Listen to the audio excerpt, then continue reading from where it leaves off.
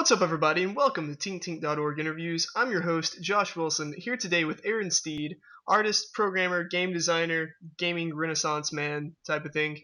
He's behind such games such as Ending and Red Rogue and a slew of others. How are you doing today, boss? I'm all right. How are you? I'm not bad, not bad. Just a little bit warm.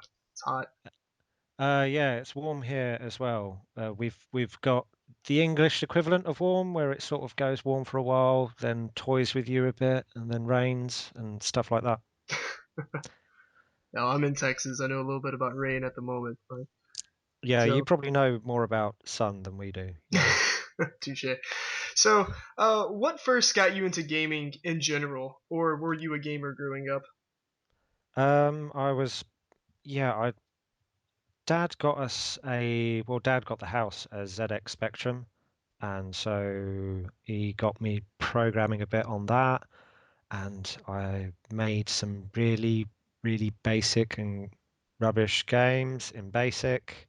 I didn't really know what I was doing, and I think I did some more on an Atari ST using STOS. I really liked using really rubbish languages and things like that. I really couldn't get my head around C++ or anything which is really clever or hackery, and that's pretty much why I gave up all programming and stuff until about a decade plus later when I randomly got a job at Nitro. All right. So you said you randomly got the job. What did you do exactly to get that job? I was unemployed and I was at my parents' house and I was just applying for every single job I could because that's what you have to do to get your job seekers allowance and stuff. And yeah, there was a Gumtree ad by a company which was just starting up, and it was um, these two people which employed me, and it was really weird because then I had to move down to London, and I moved into a really weird house where it was converted garage, so it was dark but spacious. I didn't know whether I would last the week, whether they were just kind of inviting me down to steal my kidneys or stuff like that. Yeah, it was pretty random. I didn't really find out there was a game industry for at least a year or two of working there. And yeah, then I began to catch up with gaming and everything because I mostly played, um, I played a lot of PlayStation and stuff, and a lot of Diablo 2 uh, and Baldur's Gate 2 and not much else. And then as soon as I got this job at Nitro, it's kind of your job when you make games. You've got to try out everything. Otherwise, you're not really doing a good job. All right. So Nitrom develops, from what I've seen, a lot of mobile games, like free type of games. Um, in your experience, what does a company like that have to do to become successful in the mobile market, especially since there's a lot of oversaturation of ideas? Um, no one knows. I'm really sorry. Um, I think the recent burst of success which Nitromes has just had really comes down to having some really talented people who are working there, and also doing something which fitted what we were doing before, which was making Flash games and sticking adverts around the Flash games. And for a while, that did really well. But then Google decided to not pay so much. And yeah, that's what advertisers do. You go with them, and then they just drop their rates, and then they go, you can't do anything. But we've now moved into mobile and stuff, and obviously mobile is desperately trying to get in advertisers, so they've got really good rates at the moment, and that's fits what exactly what we were doing before of doing ad-supported stuff, and it's free, so the kids can still play it. And yeah, I think if we've done anything successful, it's by sticking to the thing that works and and hoping something will come out of All right. So with the Nitrom website, with things such as ad blockers, is that really has that really affected the company's revenue or practices or anything like that? I think it's really hard to tell with the ad blocker thing. I mean, I don't use one because it's a weird kind of principle thing because I understand, yeah, you might hate ads, but it's kind of how it gets paid. There's not really a different option. And people who say, well, yeah, you could have people subscribe and stuff, and those are the sort of people that wouldn't subscribe. So yeah, it's I think the revenue on the site has gone down. I think we haven't really noticed the ad blocker thing. I think it's a weird thing which is hard to tell. Um, because because what we got out of the website was on the way down because Flash was on the way out. It's hard to say how hard that hit us. And now when you've got phones, you can't block the ad on your phone so much. So yeah, yeah. Until I somebody don't gets an know. ad blocker for a phone, that'll be the Yeah. Well, I imagine they will pull it off, but I think the only kind of solid argument I've seen for an ad blocker is a friend of mine. She hit 40 and then she suddenly started getting all these insulting ads targeted at her. And so obviously, yeah, you don't want to have ads like that, and so you just block them. Um, but yeah, the money has to come from somewhere. And yeah, I unfortunately work for that sort of thing. So yeah, I'm biased. So it's all good. my whole spiel there is just completely worthless. No, no, not in the slightest. So, besides working for Nitrum, have you ever worked at any other, I guess, programming or game development type company, or has Nitrum been it? Um, yeah, Nitrim has been it for the past 8 years, maybe. And I've done some stuff in my spare time.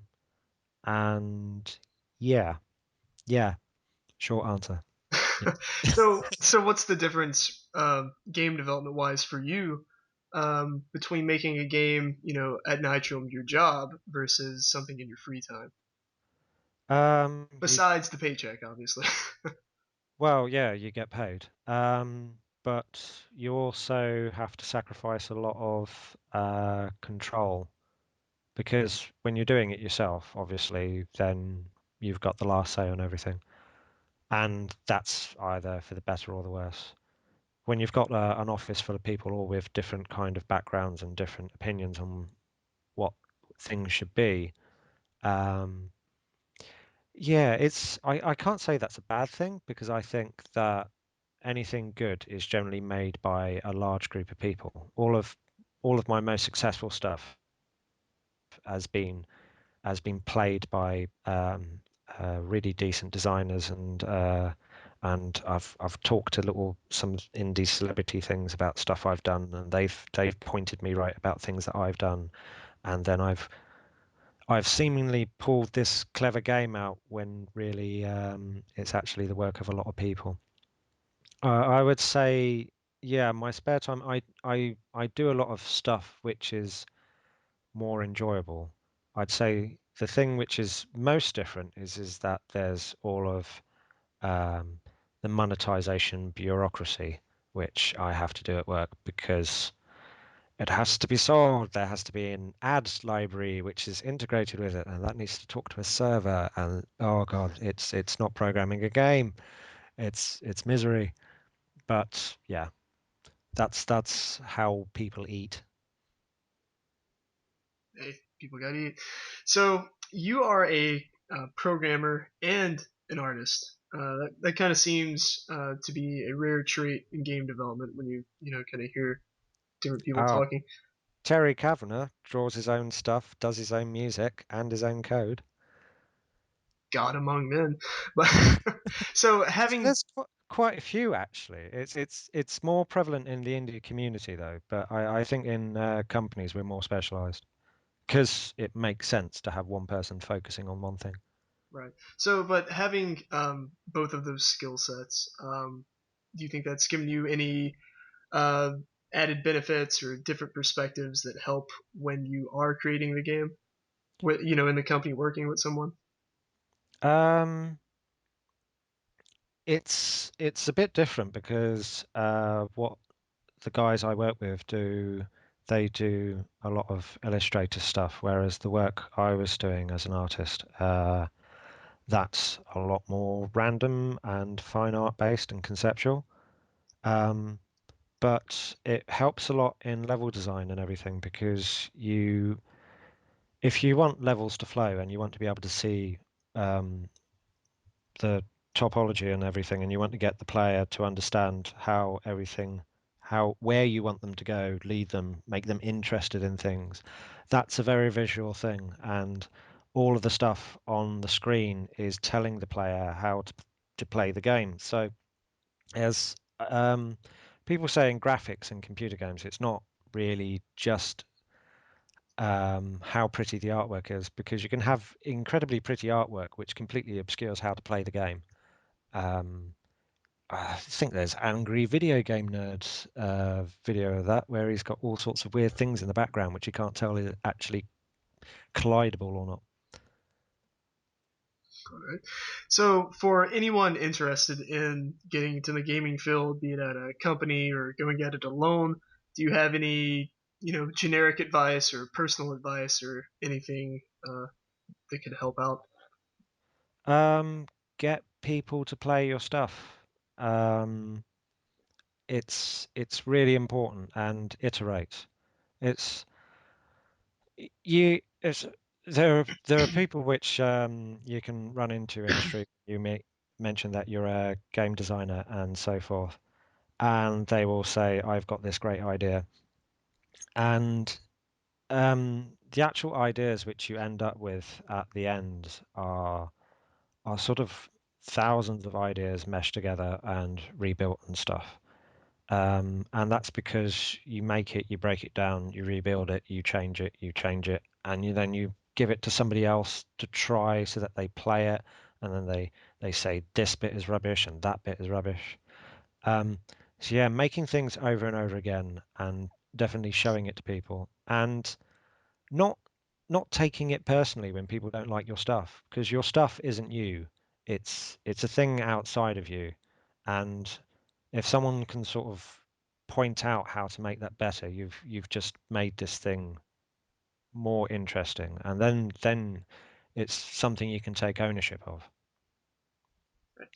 So, I'm assuming like most people, you might have creative slumps. How do you overcome those? Um, yeah. So I tend to have a lot of ideas, so I've always usually got something spinning. Um, yeah, it's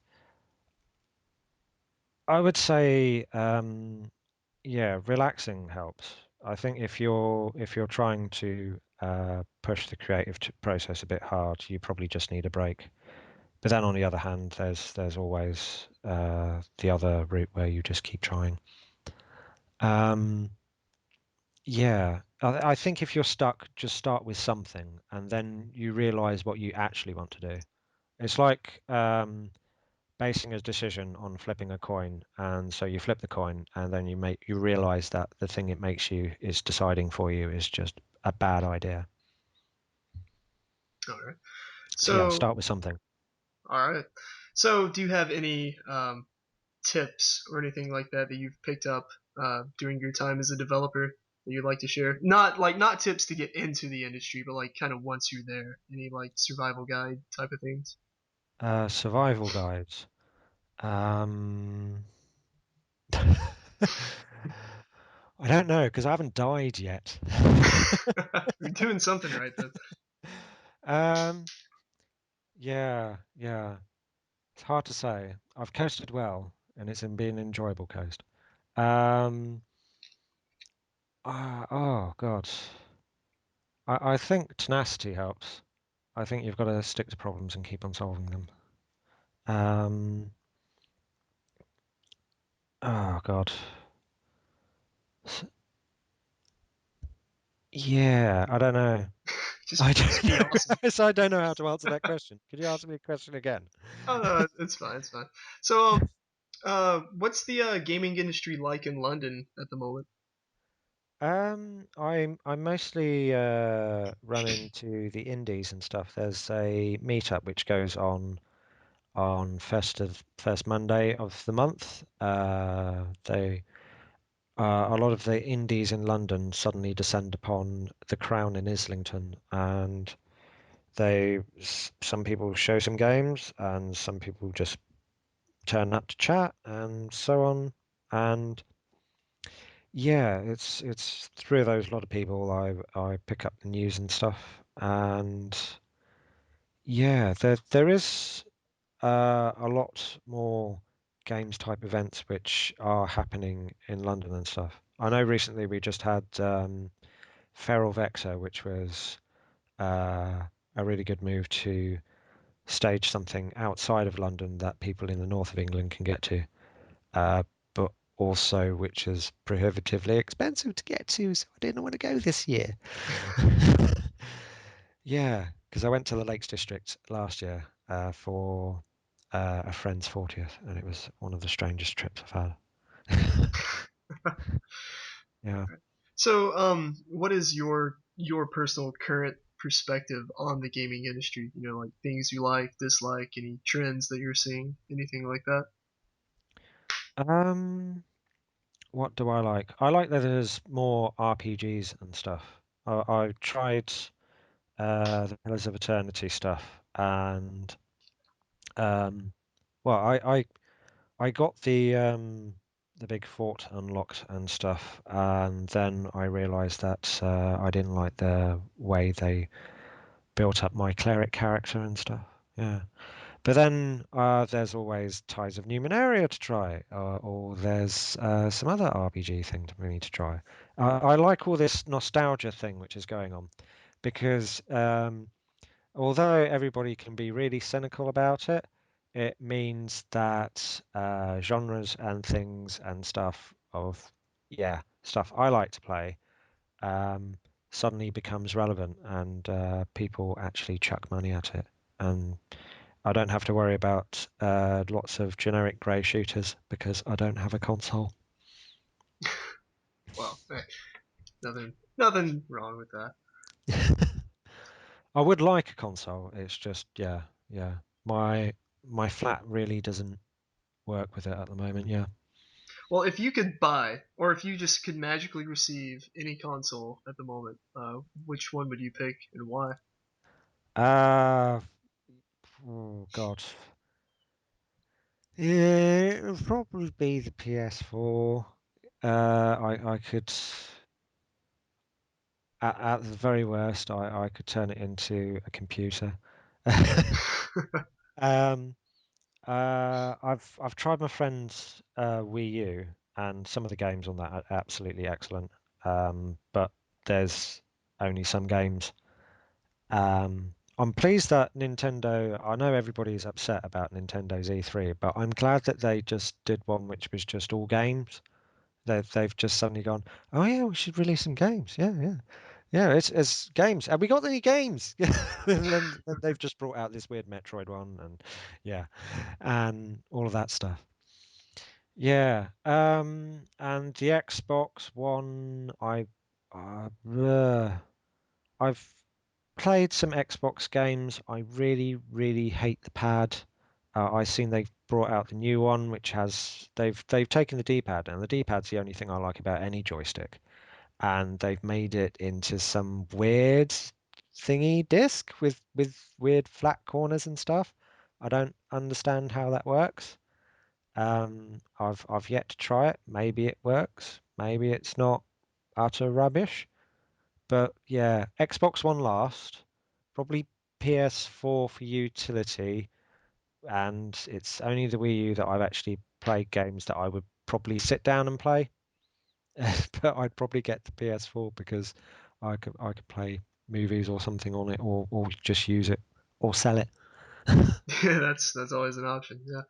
So when working on a game, either at your job or in your free time? What is a typical day of development like for you?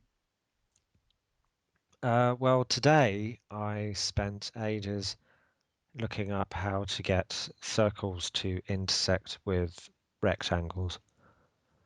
Yeah. And I looked up on the internet, and when I was looking up the area that a circle overlaps a rectangle, and there's about 1 billion different ways to do this, and each one is incredibly tedious. So all of my day was spent trying to find ways not to do all of this tedious rubbish. And yeah, sometimes it's unfortunately like that. Other times it's level design, and level design is the fun bit because you just get to listen to podcasts all day because it's not you're not trying to assemble words in your head. And yeah, it's weird. It depends on the different phases of the game. Where I'm at right now, I'm in the hell of trying to figure out lots of maths and stuff that I've forgotten that I did several games ago. Um, then comes the more level designy things, and then it kind of slumps down and gets annoying as we get to the UI, and then we get to the polish where we're constantly hammering down nails, and then other nails pop up as soon as you hammer down that nail. Just get a bigger hammer. Oh God, yeah, yeah. Or more hammers. That way more nails can come up. So, what has been your favorite or funnest game that you have worked on? The most fun. Um, I had a lot of fun this year working on Dead Blinger. Um, that yeah, I would say this year I've made a couple of personal games that were incredibly fun to make, which almost nobody likes. And there's I get one or two people which just go, "Yay, this game is great," and everybody else is, um, which which is kind of weirdly nice because it just shows I've I can make something which is just makes me happy, and that's not a bad thing. Um, I think Red Rogue was quite. It was enjoyable in lots of little bits. It has also a lot of painful bits. Like right at the moment, I'm working on the Android port and stuff, and I'm struggling with getting the character to walk and also press the button which allows you to fire an arrow, which is very important because you want to be able to run along, shoot an arrow off, and then double back or something like that. And Flash has no support for this. So I'm going to have to program that in myself. Dun, dun, dun. Yeah. But yeah, it goes in waves. I have fun making stuff, and then I have not fun making stuff. The most fun I've had making gaming stuff just recently has been tinkering with D&D. I've recently got the fifth edition Dungeons and Dragons stuff, and writing adventures for that is a lot easier because you don't have to program. And it's even easier than Twine games because Twine games you have to write all the text around about 15 times for all the different choices. Whereas this, you can just kind of, well, if the players go astray, I can just bend the adventure around and replace it. So yeah. So it's this year I've been making stuff which has been more enjoyable, but I don't know whether people have been enjoying it as much as I have. No, it's not about the people, right? It's about you. Gotta make Yeah, what you that's like. that's what that's what entertainment is about. It's about enjoying yourself. So, besides Red Rogue, I assume you like roguelikes. What other roguelikes do you enjoy? Be it old school ASCII type stuff or any newer stuff or what? Well, shout out for Jason Pickering, who's released Microgue recently. Um, it's practically a classic roguelike, like because it was. he was tinkering it with it for ages and stuff. There's even a really ancient roguelike radio podcast about it, and he's done all sorts of. He's just been tinkering with it for years and years, and he finally released it, and he just stuck loads of weird little secrets in it, and it's got interesting mechanics where you kind of move two spaces, and so you can outrun monsters, but it also changes the way you're facing, and there's cockatrices. So if you take the advantage to run fast, you might end up facing a cockatrice. So you've got to take two spaces back in order to face the opposite direction, or you've just got to pause on the thing to turn around. Otherwise, you just get turned to stone, and that's it. You're all completely dead. Uh, that and Brogue and 868 Hack,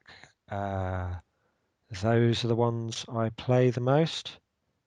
Um, those are the ones I actively play. I do try other roguelikes and stuff, but I'll keep coming back to those. I was especially playing Brogue a fair bit when I was making Deadblinger. All right. Oh yeah. Yeah, I did get to play some of the other 7 Day roguelikes this year, because I went to Darren Gray's 7 Day roguelike release party yet again. Nice. So, D&D, could you ever see yourself making a video game kind of based off of that, or heck, could you even see yourself making a board game or a card game or a D&D like game, like not even a video game, just like a scenario or something? Um, I've D&D's the thing about the way they've restructured D&D, the thing they noticed is they have a term in board games called busy work, where you're fiddling around with stuff. You're having to move all these counters and cards and stuff, and it's just a lot of rubbish to get one move out of the way. It's why everybody um, hates on Warhammer army type games, where you have to do all the measuring of moving stuff around and everything like that. Um, and the new version of D&D, they've streamlined a lot of that, so you don't have to worry. So I think converting that to a computer game kind of loses some of what they've done with streamlining it. I'm kind of interested to see what editions uh, Legends of Sword Coast or whatever it's called uses, seeing as fourth edition was really reviled for being too miniatures based, and this new version is completely loose.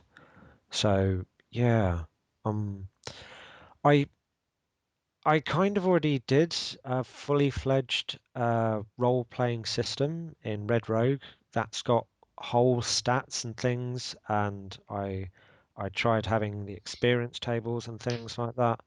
But the weird thing I find about that is that I just ended up fudging it in the end with Red Rogue. I had all this experience points table set up, and I just doled out the experience based on your curve of going through the monsters in the dungeon rather than giving them proper set values, because that doesn't really work. And that doesn't really work when you're doing the tabletop version of the game. I just um, smooth things over and everything. I yeah, I'm not sure I would take Dungeons and Dragons as it is and then convert it into a game. It's an incredible amount of rules to put in.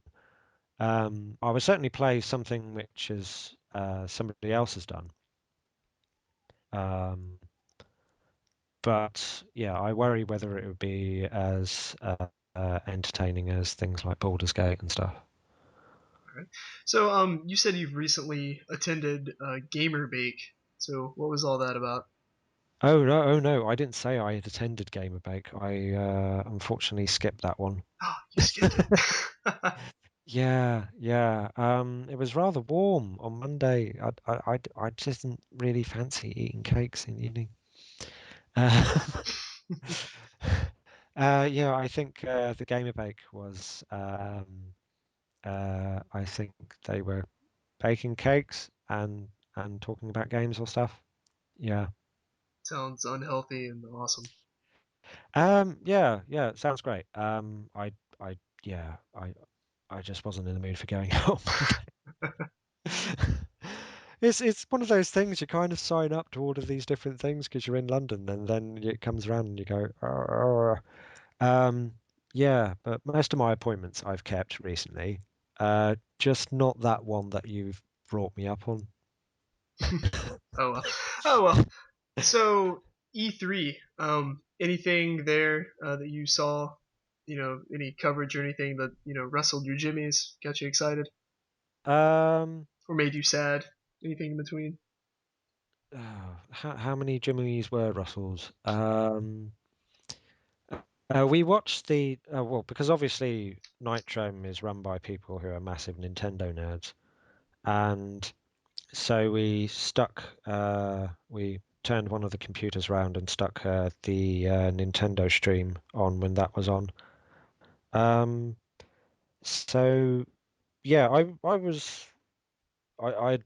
the fact that they were chucking out a load of games, and I liked I'm not sure I would play the Mario Maker thing, but it's it's a nice and interesting thing. It's nice to have decent level making tools because you make better levels when you've got decent level making tools. So um, it'd be interesting to see what comes out of it, but I doubt that we'll hear a lot about it. Apart from the odd weird YouTube video where someone's just made something fucking ridiculous. Um, Yeah. Well, did I see much of anything else? No, I haven't caught most of the stuff. I was waiting to catch up with it, but yeah, instead I tried the Hearthstone Tavern Brawl thing. Um, yeah, that's what I've been doing instead of catching up with E3. I can tell you about Hearthstone Tavern Brawl. Do you Yeah, want to know go for about it. Hearthstone? Yeah, yeah, I've played Hearthstone. uh, Yes. yeah. So new mode. It's a bit lame. Um, it was cool. I've played two games now of Ragnaros. For people who haven't played Tavern Brawl, it's the same as normal Hearthstone, except um, they seem to have given you these specific decks to play with, and it's a bit weird. I always end up playing Ragnaros. I don't know whether I assume other people are only getting Nefarian or something like that. Um, but I don't know whether if I play again, I'll get Ragnaros again.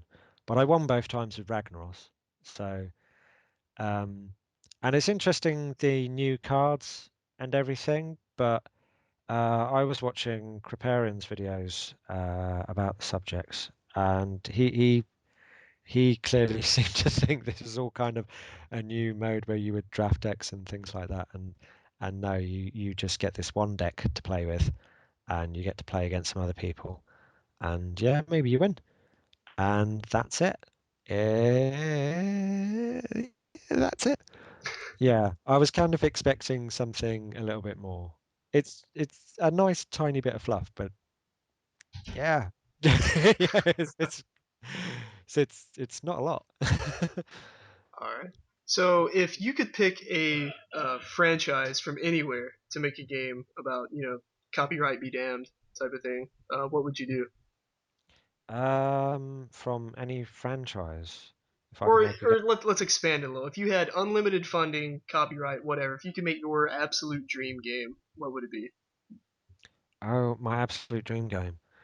Ah, this question has come too late because It's already done. uh, yeah, well, the Red Rogue was the point of making just something where I would just have fun making it and do whatever the hell I liked and not worry about balance and yeah, I completely got that out of my system. Um, I think what I would do with lots and lots of money, I would probably. invest it in AI and stuff because that's always been a passion, interest and stuff. I was thinking of working on. Uh, I had an idea for a farming game because I find the whole in concept of Farmville interesting that it's actually a thing, not that I think it's an interesting game. But I thought it'd be interesting to do something like that from the angle of Starseed Pilgrim, where it's almost like you're farming and collecting all these extra things, but these things have secrets and stuff, and they're really abstract in the way they behave, and they're really abstract in the way that it gives you extra things and so forth. So it would be a sort of a bit like, Candy Box. Were you around for that craze where everybody just had a browser open for a few days and was waiting for candies to go up and throwing candies on the floor and then getting lollipops and planting lollipops? I sound like I'm having a nervous breakdown. Please tell me you've heard of this. I have not, unfortunately. Okay. Oh, you've not heard of maybe I've got the name wrong. Was it called Candy Box? Candy. Oh, you might be spot on. I'm not sure, but like it could just be me being out of the loop. Oh, right. Yeah. Well, seriously, you should type in Candy Box into Google and play the Candy Box game, and then and yeah, discover a really bizarre and compelling game. Cookie Clicker was based on it. Cookie Clicker came out around about the same time, and also a Dark Room, and there's another game, Progress Quest, which is almost the ultimate parody before it. But Candy Box was really interesting because all you had to do in order to progress was leave the thing open, and you slowly accrued candies. But you could do different things which would affect the rate you could accrue candies. And most of those things were involved in doing secret things you didn't know about. So there's huge spoiler territory in Candy Box, and you even eventually go on quests and stuff, and you have a wishing well, and it all just starts with two lines of text on the screen, uh, it's, and it's all in ASCII as well. So yeah, it was a huge craze for about a few days, and then it suddenly vanished, and because obviously it people just got a bit burnt out, and everybody mined the JavaScript for all of its secrets. But yeah, it would be nice. It would be nice to explore something like that, but as a bigger, more professional thing, because I could explore the AI stuff. Because if I was farming things, I could make things which grow, and it'd be more kind of a really abstract, bizarre sim city or something like that. Well, since you've been describing the game, I have eaten 39 candies and I've thrown 16 on the ground, and I would not have guessed that the game was a little deeper than what you just see Uh, right now.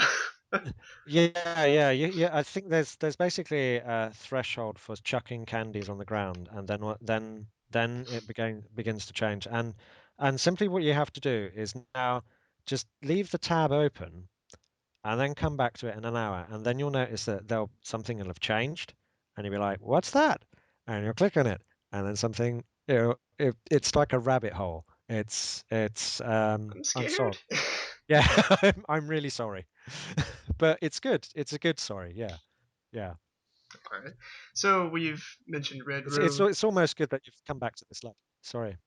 It's fine. It's fine. So we've mentioned Red Rogue a few times. So let's actually talk about it.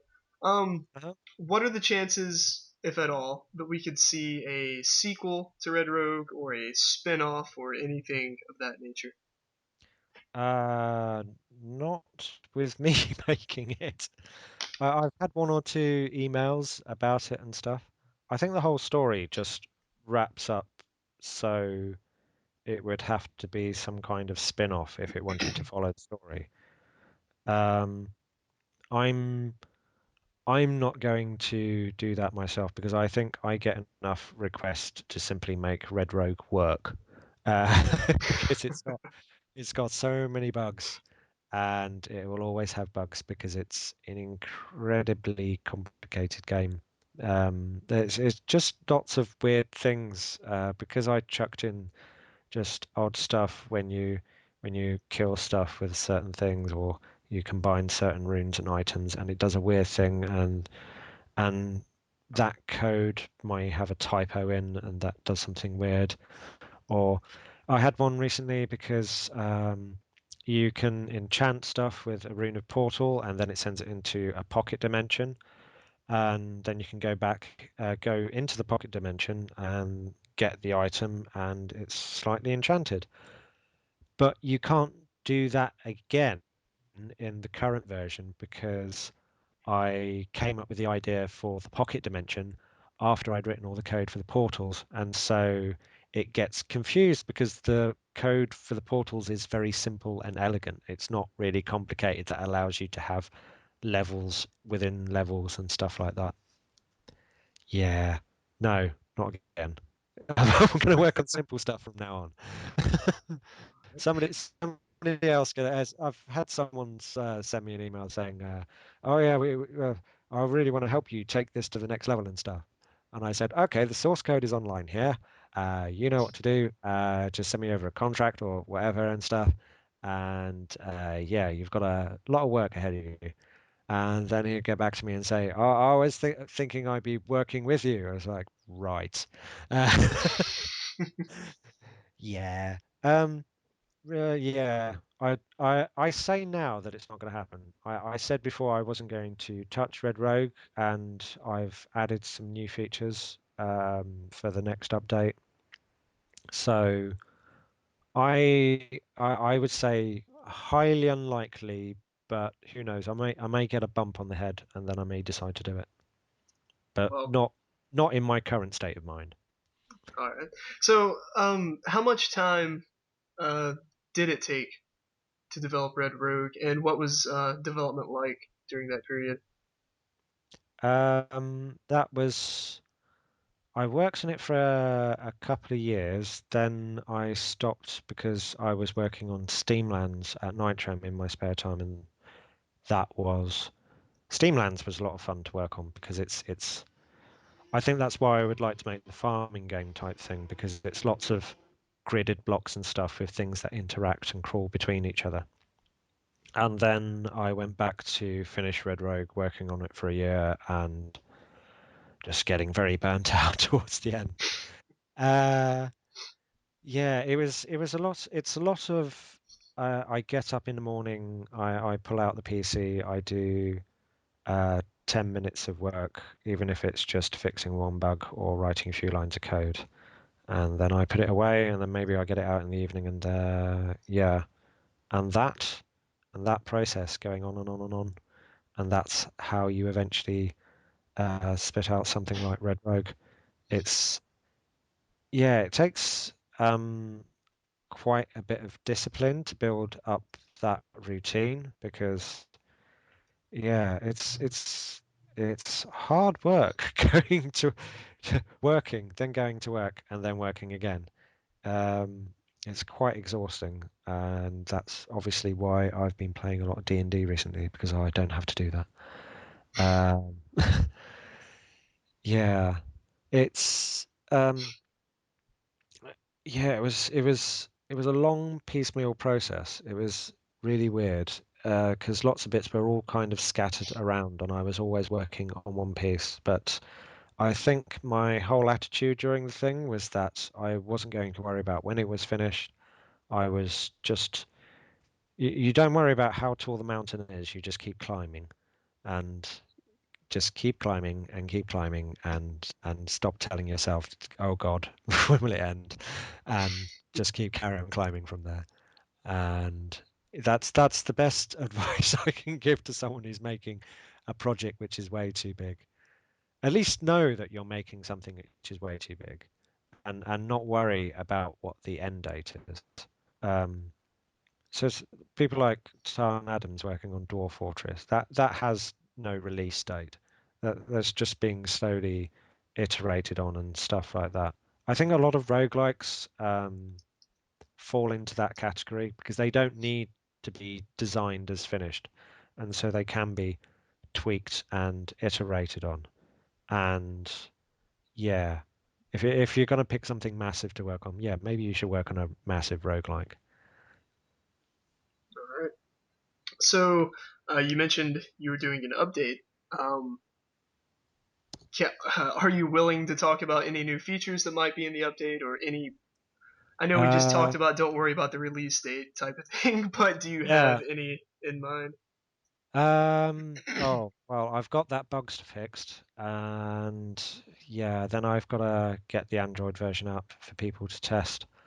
I'm I'm not 100% pleased with the swipe controls and stuff because I'm not 100% pleased with any kind of invisible joystick controls on any tablet game. But I'm kind of putting it in mostly because there's the dogmatic mode, so you can kind of ignore it a bit. But yeah, there's mostly the Android version. I've also added um, Red Rogue is mostly about blocking. So things obstruct you, and so you have to punch through them and kill them to actually get to any objective. It's not like normal roguelikes where you're top down, and so you can always kind of avoid stuff and kite stuff. In Red Rogue, you always have to go through stuff, and so I wanted to add some features which were made that feel a bit more consistent. So the slashing edged weapons, I added a property to them which allows you to, on a crit, or on a percentage, you can punch through a monster and just fly through to the other side. And also, I gave the bludgeoning ones a possibility to do more impressive knockback. Um, there was, oh, and of course, I added piercing probability to the arrows as well, so that you get things chopping through. I fixed reams of bugs. Um, I've also changed the gender of the vampires. Um, I don't know. I felt the gender balance was just weirdly slanted for a game where I felt that I made the main character female to start with because I thought it'd be nice to have a female character instead of always making a male character at work because that's seemingly what the artists default to when I work with them. Um, yeah, and there's other little typos and stuff like that. I think there are some other mechanics and things I've added, but yeah, I can't remember them off the top of my head. No. Well, you're working on them. That's the important part. So, or working Yeah, completely. I've got through my whole list now, so I really am down to just fixing bugs. That will be updated on my itch.io page, and so I'll put the Android APK version there. I don't think I'll release it on Google Play because I'm I'm not really happy with the performance. The swipe controls are all right, and the menu things are all right. It's playable on Android, but it it can slow down when you get to later levels. So because it's a really performancey type thing, I don't feel like it's something I want to just work on forever until I get it right and then sell it for a lot of money. I'd rather stick it on itch.io and people can pay me what they think it's worth. And yeah, and then I'll have also the PC and browser version, everything updated on there as well. All right. So Red Rogue is like it started as a flash game and whatnot. It is a It's still a Flash game. still a flash game, right? Trust But me, it's not going into any other language soon. It's way too complicated. well, it was free online, but it is such a deep deep game. Why did you decide to make it free instead of charging money? I mean, I'm glad it's free, but what was the decision on that? I think I didn't want to make something which I would be held to account for. Um, in that Red Rogue is buggy and messy, and when people say, "Hey, Red Rogue doesn't work, can you fix it?" I can turn around and say, "No." And that's an important luxury of making Red Rogue. That's why it is my dream game, because I can stop working on it when I like. Um, Ending, I've just been informed of a bug with the update I've just done, where if you press the orientation flipping button, it moves the hit area of the buttons and doesn't actually flip the orientation in the new update. So I've got to fix that now. And I've got to fix that because people have paid for it. And yeah, it's a responsibility. Red Rogue, on the other hand, is completely irresponsible, and I want it to stay that way. I want to I want to have a good feeling about it, and I have a good feeling about ending as well. But I will try and look after my customers for for the faith they've shown in the fact that I sold it to them. All right. So obviously, Red Rogue is inspired by the original Rogue. I think it's what did you say? It's an unofficial sequel, I do believe. Yep. So were there any other inspirations besides Rogue? A lot of the games that I've worked on in the past, um, I mean, it is kind of basically based a bit on Load Runner and stuff. Um, I think, yeah, I did. I remember starting it after I played Spelunky, and I was thinking, I wish there was something which was a bit more role playing and fantasy orientated, because Spelunky is kind of more based on La Milana, and so yeah, I wanted kind of my version of Spelunky thing, and then as I started experimenting with jumping and things like that, I came up with the system of ladders and everything, and then it became it became a matter of what it would be like if we just scrapped the whole jumping thing and then made everything about forced you to kill everything. And because of course you killed everything, then everything got extremely violent. Uh, yeah, it's kind of it's almost kind of inspired by itself because it's a lot of different projects I've worked on in different ways, and I've added bits of it to them. But I think, yeah, I was influenced a lot by Spelunky first, and also by Catacomb Kids, which is being developed at the same time. Catacomb Kids, whereas my game is not even comparable to Spelunky because it's not even the same feel or mechanics. Catacomb Kids is the fantasy version of Spelunky. It's got all the different items and weapons and weird interactions and stuff. It's got way more weird interactions than Red Rogue has. It's um, it's been I think it's now released because I paid into the Kickstarter and stuff, and as with all things you kind of pay into and you get early access to, you kind of forget about them.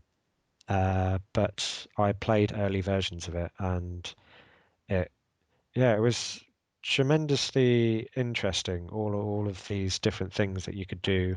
You throw different things at different monsters, pick up monsters, chuck them, pick up the dead bodies and eat them. Yeah, yeah. That's another thing. Red Rogue had local co-op. Me and my brother played the crap out of that, and that was that was one of the main reasons I bought Catacomb Kids, but local co-op is not implemented yet, and it's like just have to wait and play it later. Yeah, I'm sure I'll get around to it though, because he's been working on that for years. It's absolutely years, but it's delightful to see that he's still putting time into it because it's good. It's good. Um, So yeah, you should do more with it.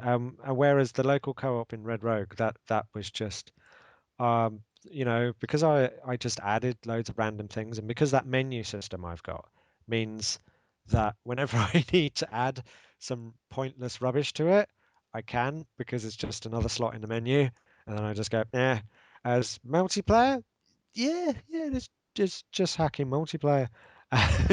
Yeah, that was one weekend, and yeah, another random slot appears. That's the other thing. Yes, yes. I tinkered with the menu options a bit. You can in the new version of Red Rogue, you can listen to any music you like off of the Red Rogue tracks and stuff. So you can just select whatever's your favorite tune now. Which, by the way, that Red Rogue did have a very nice soundtrack. How did you find the composer for that? He found me. Oh, He contacted me through my TIG source thread, and he asked if his album was suitable for my game, and I said, yeah, his album's great, but it's got loads of industrial noises, and I don't want to reskin everything to make it steampunkish. And he said, oh, it's fine. I'll do a mix, and yeah, that's how we ended up with that. And then he offered to do the sound design for the rest of the game, so he's done all of the voices in the game, and also all of the different incidental sounds. Those come from Nathan as well. cool. All right. So, why did you choose the name Red Rogue?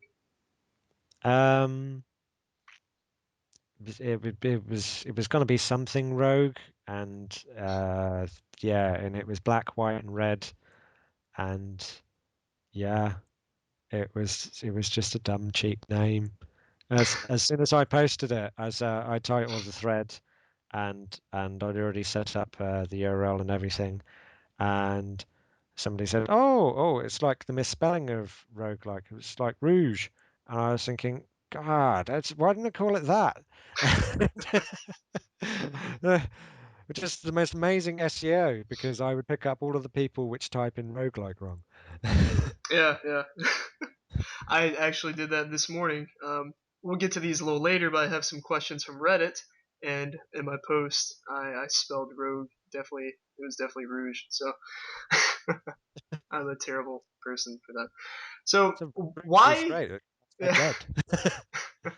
So why um is Red? The character. Why is she not red, color wise? Anything behind Well, that? somebody suggested that, and I tried it, and it looked rubbish. Basically, she's got I think she's got a red collar. I say this, I can't even remember what my game looks like. I'm wanting to say Uh, she has a red head. I think. yeah, when she goes above ground, yeah, but when she's underground, she's mostly black and white.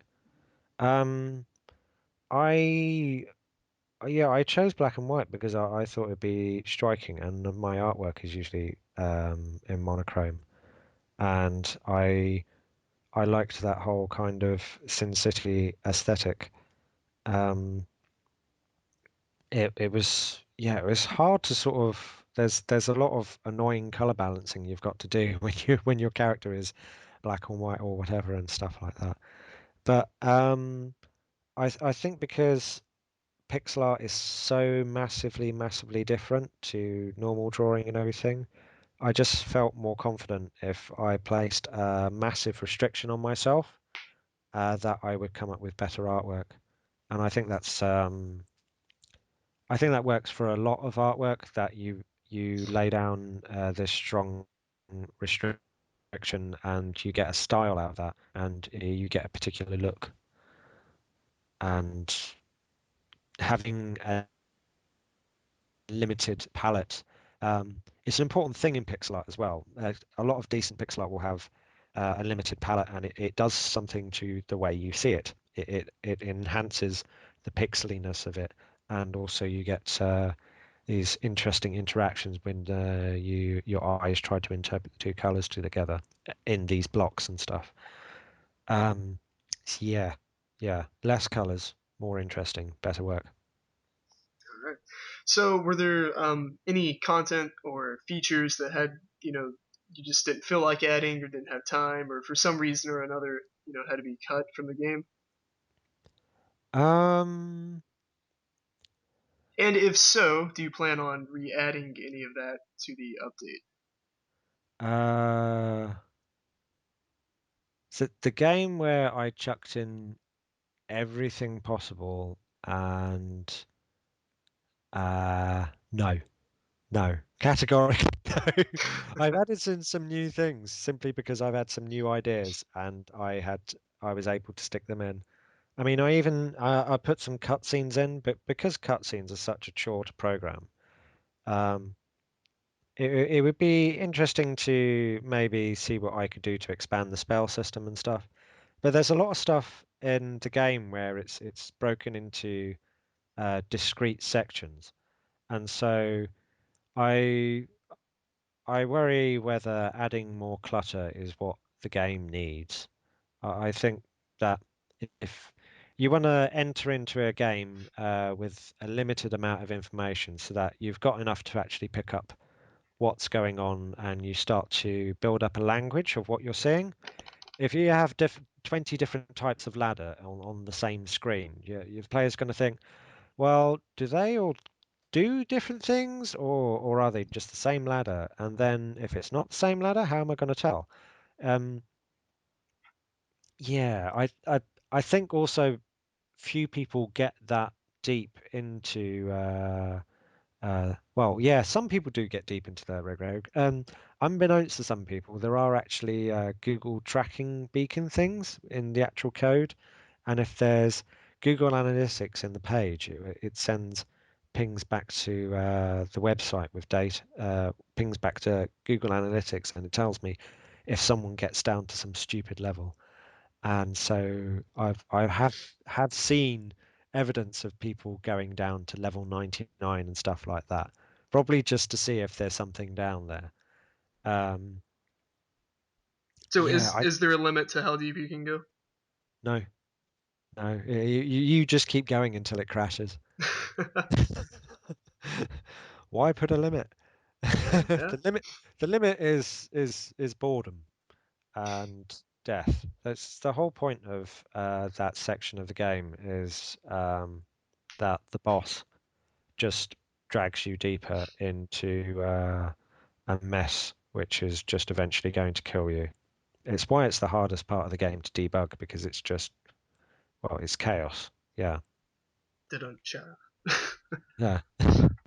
So, you released the source code, so I'm sure people can or already have gone digging through it. But as far as you know, are there any undiscovered secrets or anything like that that people may not know about, or do has everybody found everything? Wiki people are quite diligent. I've gone on the Red Rogue wiki, and there's even stuff in there which doesn't exist. There's apparently a page on super elite monsters.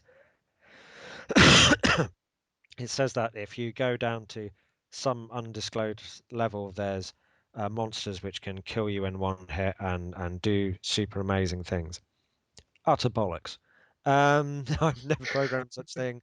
There's nothing in the code. All that's just happened is one of them's probably been hit by one of. There's loads of bolts which are firing around, and those enchant whatever they hit with some random stuff. And so that's probably what's happened. It's just got randomly enchanted, and you've run into it, and you've just got blatted. And that's the whole point of that area. So no. Yeah, everybody I think has found every little scrap of information and stuff, and I think they've data mined a lot of the extra stuff, and they've also got the point and got the story and got the idea and yeah, people. You can put out an idea and be obscure as you like, but someone will figure it out. And yeah, gives you some hope in humanity until you hear about Donald Trump running for president, of course. Let's not. So, ending another game you created was originally going to be Red Rogue's dream sequence. Why did you decide to replace that with text? Um, Were you worried that people would like it so much that they'd forget that they were playing a game inside of a game, and it's uh, like, oh crap, I have another one. yeah, I think it was that with ending, I wanted to do something which was so completely simple, and that was the point of it. It was, and then if I did it in Red Rogue, then it's kind of why am I spending this? Why am I not just wrapping up Red Rogue when I could take this idea and explore it on its own? It's the thing of I'm not a fan of putting mini games in my games. Mostly because if you make an interesting enough game, then what you're going to try and play the game to get to the mini game. It's like bowling in Tekken Tag. You just put the game in, and then everybody starts playing bowling, and everybody picks Brian, and because he's got the aiming line and everything. Um, yeah, I think I think that game had to be seen on its own, and I'm glad I did it that way because I think it would have probably been interesting to have it in Red Rogue, but there wouldn't have been much point, and there would have been this kind of superfluous uh, extra activity to do in the game, which didn't relate to how you play the game, and would have been fun, but then I would have had to do ending anyway. So why not just cut it off there and then save this idea and explore it and just do the world's most simple roguelike or whatever I can try to come up with. I still think it's not the world's most simple roguelike. I'm sure there's much simpler and much more elegant things, but I'm glad I got to see combat in roguelikes pared down to that level because I think the problem I was having with a lot of the other roguelikes was that um, there was a lot of people saying that the bumping combat in roguelikes was uninteresting and stuff, and it was probably um, its least interesting factor. And I don't think that because I think there's a lot of different relationships and interactions which you can get just out of bumping into things. And so, yeah, I set out to prove that, and I hope I did. I mean, I like it. Speaking of which, me personally, the like just the movement and the combat, and like the just the feel of Red Rogue is really nice, in my opinion. Do you ever plan on using? I mean, it's done in Flash, but I guess whatever physics or whatever you have set up, you ever plan on doing another game using the? I guess Red Rogue is kind of like a base code wise. It's it's already used in a lot of other stuff I've made. So there we go. It's quite yeah, it's a lot of the stuff programming I do at Nitro that I've done with my own platformers uses a lot of similar physics code. But the problem is that when you go from project to project, it gets more specialized. Um, yeah, I've already taken that code and done a lot of other things with it, mostly for work. I think though, um, making the roguelikes and experiencing puzzle games and just really realizing that I can do puzzle games and that I'm not someone who's only smart enough to play platformers has given me more of an attitude of and plus writing physics engines is really it's it's really painful. it's it's the problem that you don't actually realize that when you get a number between 0 and 1 in the computer can't actually do that. So thing thing which most people don't know, 0.1 um, doesn't exist in computer code. It can't because it's a recurring number. When you turn it into binary, it does this weird thing and it keeps on disappearing off to into infinity. And you you suddenly discover that you have these blocks sliding around with this nice physics and stuff action, and all of a sudden they phase through each other because the numbers have suddenly broken down at that level, and so you're endlessly trying to deal with that as well as shore everything up. And I know some people at home are going to be going, "Oh, you should have used fixed integers and stuff like that." Yeah, you don't have those in Flash. Shut up. Um, yeah, yeah. It's I've used it elsewhere, but yeah, physics engines. Ah, miserable work. All right. That's why I'm probably going to be doing a lot of puzzles. Physics-based puzzler. There we go. Yeah, yeah, great. I've already done one of those. Oh boy, nice. Yeah, All right. So I have a couple of questions now from Reddit. They come from the roguelikes subreddit, to be exact. okay. So Ozymandias79 wants to know what promoted the decision to make Red Rogue side-scrolling instead of say top-down. Great game, by the way. I always, well, thank you. I always made a lot of platformers at work. So by making a platformer roguelike, there weren't a lot of platformer roguelikes at the time. Now there's bloody dozens. Um, so yeah, because there was only Spelunky at the time. So I I thought, yeah, platformer roguelike, I could work on that and I could do something which was more me and um, more role playing like and stuff. There was yeah never a phase where it was top down. So there's the decision to go sideways never existed. I'd already seen Spelunky, and so Spelunky already proved that you can do a roguelike from side on. Um, it's hard because you end up with bits where people can't get to, and so you have to do graphing solutions and stuff. Or you do what Derek used done, and you use pre-built pieces that plug together. All right. All right. Another question. Jason0320 or 0320, whatever, asks if you want to do a mobile version of Red Rogue. I think you've already answered that, but yeah, just Yeah, getting this yeah, question out doing there. doing the Android one, and so yes, that will it won't be the best version of Red Rogue.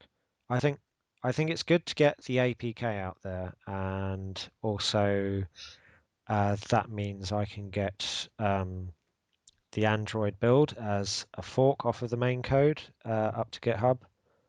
It's yeah, for those people which are happy with it not being perfect, it will be there. But there's other things like Red Rogue uses a lot of keys on the keyboard, and or it can use a lot of keys, or it can use very little. So, but I want it to be, I can't bring the most ideal experience to Android because I don't like swiping games where you're running around. So yeah, yeah, it will come to mobile, but not in a perfect way. But on the other side, if you've got a really swish tablet and you've got a keyboard that connects to the tablet, then all of the keys will work. There. So yeah, you've got that. So the Android version does work surprisingly better than it appears to, but only if you've got a great Android tablet and only if you've got a keyboard. Sorry. Well, But build. at least you get Right. a version.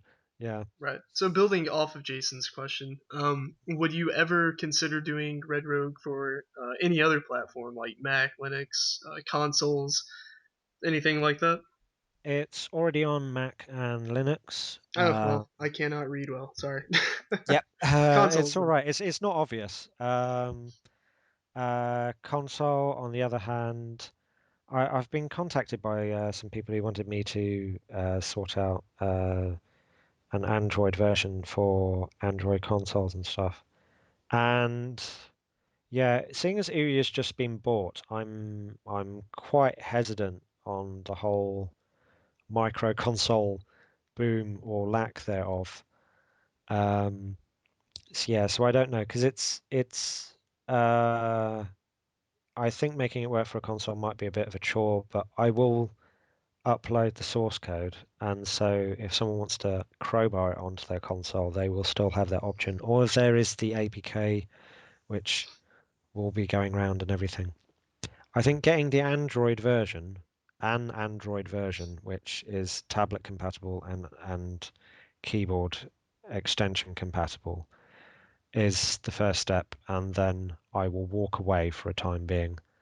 And then when Android consoles come back into the loop again in a fashion which isn't like just plugging your phone into your TV, something probably a bit better than that, something which actually is the point of a console. The console console is kind of, I mean, even the PlayStation, the whole point of the PlayStation is that your computer at that time could compete with it a bit, but most people's couldn't, and it was still as good as some of the stuff which you've been seeing in the arcade views. You could play all sorts of games which you've been playing in the arcades.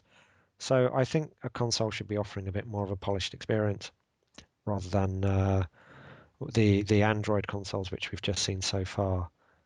As for porting Red Rogue's code to any other language, if anybody thinks they can do that, they are more than welcome to try. Um, I do have to warn you that it will probably take way longer than you think. Well, here's hoping somebody makes a makes a homebrew version for the Wii, maybe something like that. Yeah, maybe. Or maybe if I make the APK stuff and put the source code out there, then in time, systems will be backwards compatible enough to be able to read it. All right. And question just to ask, even though I'm pretty sure I already know the answer.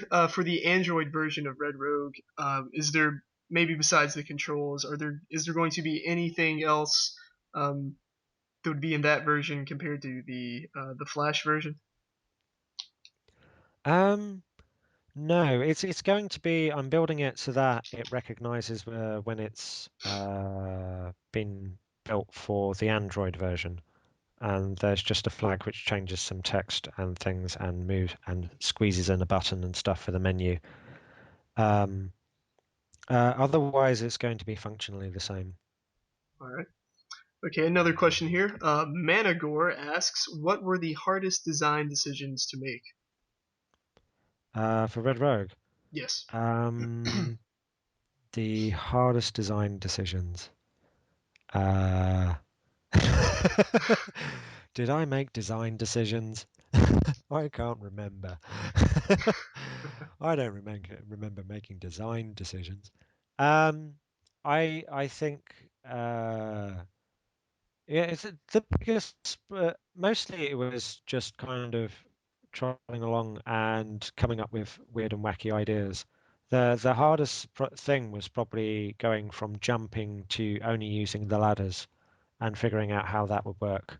And because as soon as I did the ladders, I absolutely despise ladders in games. Everybody does it awfully, and I set out to try and solve that in Red Rogue so that you can stand within touching limit of a ladder and then you'll start to auto center on it.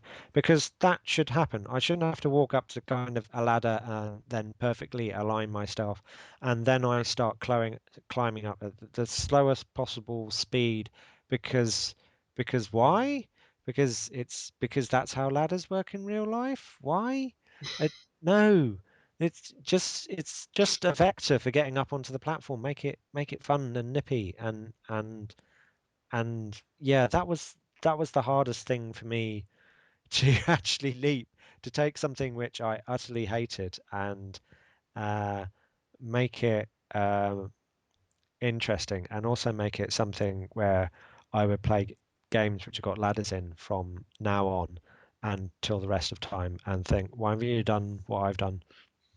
Fix your ladders. They're all shit. All right. Um, All right, another two questions. My little brother, actually, Mark Wilson and his friend Gus Staines have two questions for you.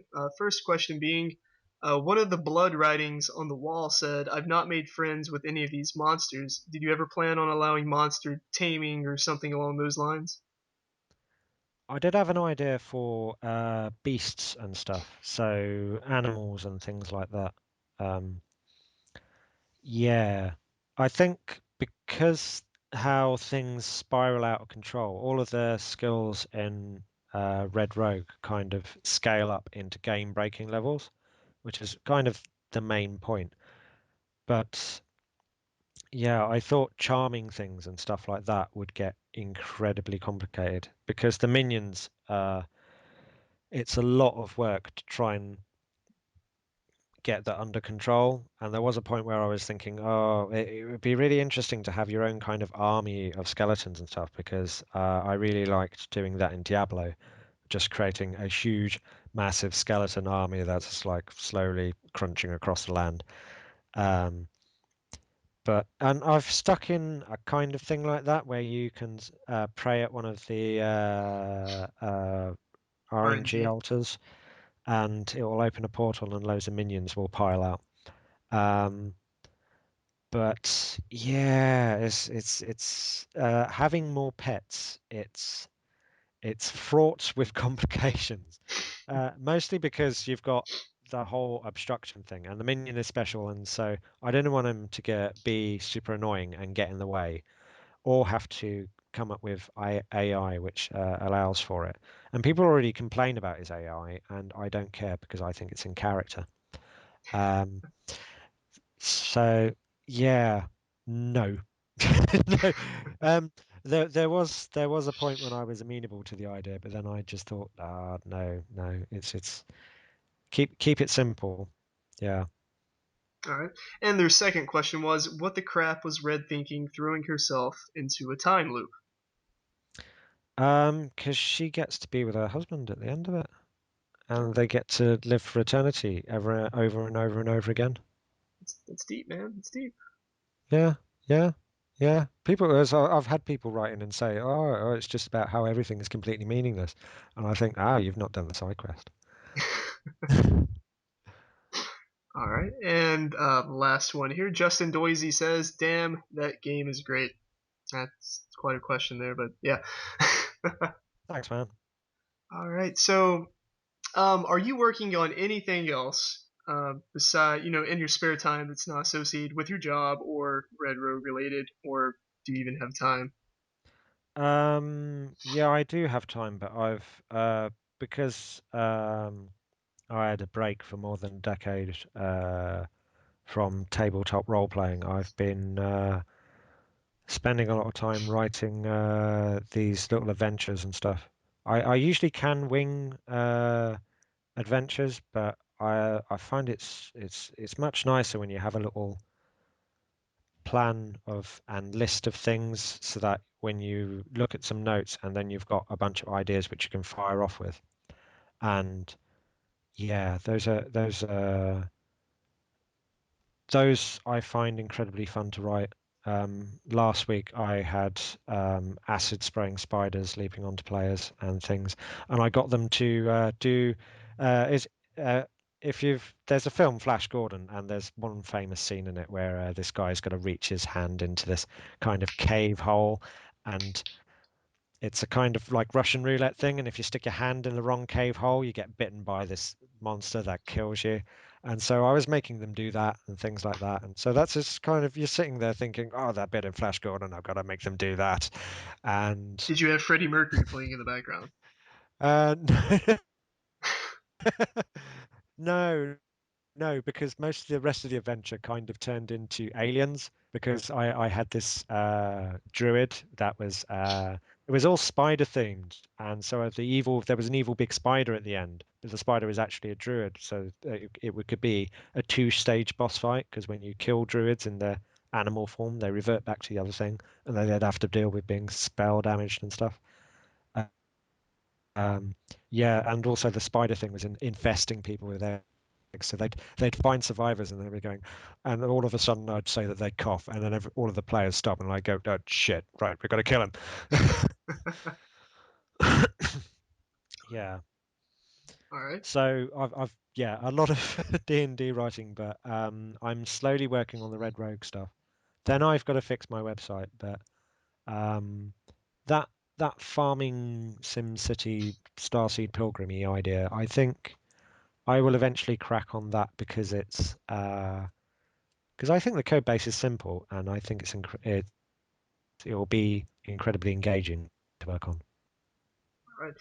Last Red Rogue based question. During the development of the game, were there any interesting bugs or funny bugs or anything like that that you came across? Anything memorable?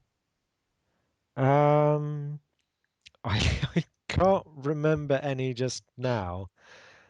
There is yeah, the most recent bug was I fixed all of this uh penetrating arrows and slashing stuff and so forth. And that broke throwing runes and everything. And I was just about to get ready to send out the Android version or just testing on the Android version. And then I threw a rune at a kobold, and then the rune was just stuck to the kobold for a while. And then I just saw the console going crazy with like, ah, Cassiopeia, Cassiopeia. Yeah, I think bugs are never funny.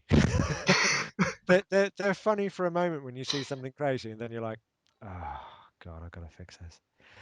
Yeah. Um, no, not recently. As bugs in Red Rogue were always extremely depressing because as soon as I found a monster doing something really weird, I would just go, oh God, I've got to work at the AI code again. Because the AI code is in just getting a nice feel for monsters which get courage and then run away again or things like that. And weird little bits where if they're falling but turning and stuff or near a ladder and then they suddenly start jumping and climbing up the ladder repeatedly. Yeah, yeah. Fun bugs. I could do with more fun bugs, to be honest. I see some people come up with fun bugs. There was a tweet going round of these walking legs, where the guy's walking leg lifts up and then the feet just suddenly start spinning and he goes along. uh, yeah, I could do with more like that. All right. So, anything else you would like to talk about? About Uh, anything or say anything to the fans or whatever. hang tight. It will be done eventually. Um, and yeah, I think that's about all because I've got home and I've got a pizza which is sitting on my bed right now, and I Oh, really want to eat it. you poor man. I'm so sorry. Well, Oh, it's everybody. all right. It's all right. All right. Well, everybody. Since Yeah. you're already here, you might as well subscribe to our YouTube channel and be sure to visit our site tinktink.org for all of your gaming needs. Also, you should check out Aaron's website robotacid.com. By the way, what's up with that name?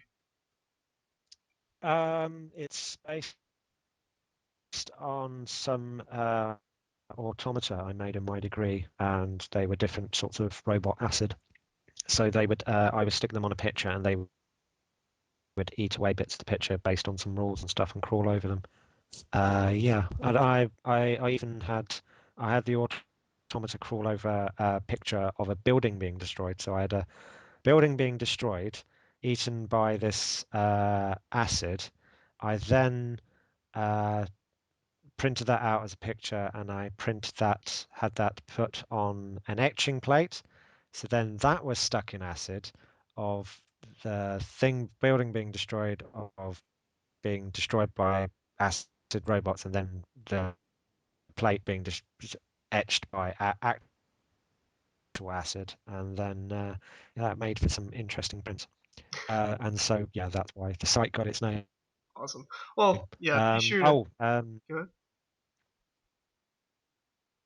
Go ahead. I'm sorry. I would say my website's not in the best state at the moment. So I would say if you want to try my games, ST33D Itch.io. Um, That's where all my games are, and also it's got a link there to the list of Nitrome games I've worked on. So you can see all the stuff, all everything I've made. I chucked it on itch.io because itch.io's super awesome. If you don't know what itch.io is, you should look it up. All right, so yeah, be sure to go there and check out Aaron's games, especially Red Rogue. I'm a big fan. It's really fun and deep Thanks, man. roguelike. No problem. And thank you for doing the interview with us today. And Cool. this has been Josh Wilson. As always, thanks for listening to TinkTink.org interviews.